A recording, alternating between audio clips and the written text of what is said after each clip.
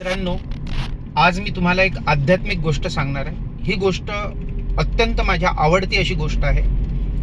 होतं काय की एक राज्य असतं. त्या राज्यामध्ये एक नियम असा असतो की जो कोणी राजा बनेल तो 5 वर्षासाठी राजा बनेल. मग 5 वर्षासाठी राजा बनेल, त्यानंतर काय, तर त्यानंतर तिथले लोक जो एक्झिस्टिंग सध्याचा राजा आहे त्याला जंगलात सोडून देतील आणि तिथले हिंस्त्र पशु पक्षी त्याला मारून टाकतील. पॉइझनस स्नेक्स आहेत, तिथे वाईल्ड ॲनिमल्स आहेत, तर ते सर्व त्याला मारून टाकतील. हा नियम प्रत्येकाला माहीत असतो. आता जो कोणी राजा बनेल त्याला आपला मृत्यू अटळ आहे हे माहीत असतं. मग जो प्रेझेंट सिच्युएशनचा राजा असतो, तो प्रेझेंट सिच्युएशनचा राजा हा याचा पूर्ण 5 वर्षाचा कालावधी झाल्यावर सर्व गावकरी मंडळी, त्या राज्यातील लोक त्याला नदी किनारी सोडायला येतात. नदीच्या पलीकडे ज्याप्रमाणे आपल्याला माहीत आहे की तिथे जसं जंगल असतं आणि त्या जंगलामध्ये वाईल्ड ॲनिमल्स आणि पॉइझनस स्नेक्स असतात. मी तुम्हाला ऑलरेडी सांगितलं त्याबद्दल. तर होतं असं की हा शेवटचा दिवस आहे आणि सर्व लोक, राज्यातील लोक हे सर्व नदी किनारी आले आणि याचा निरोप समारंभ आहे.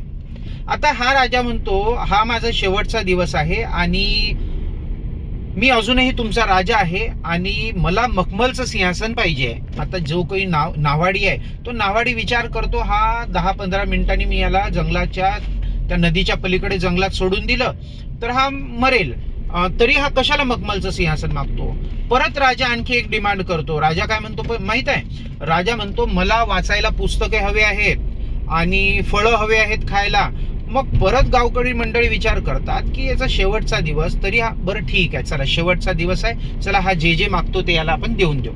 मग असं सर्व होतं आणि यांचा प्रवास सुरू होतो राजाचा. हा जो नावाडी आहे, इंग्रजीत त्याला फेअरीमॅन म्हणतात, हा जो नावाडी आहे हा याचा प्रवास सुरू करतो. नावाडी म्हणतो, राजे साहेब मला शंका आहे, तुम्ही इथून पडून जाल.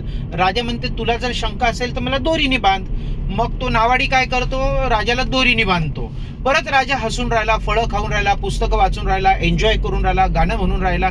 मग परत या नावाड्याला शंका येतं की राजे साहेब तुम्ही मला सांगाच म्हणे की तुम्ही पळून जाणार आहे का, तुमची काही प्लॅनिंग आहे का, तुम्ही जर असं कराल तर हे गावकरी लोक मला मारून टाकतील. राजा म्हणतो, मी असं काही करणार नाही.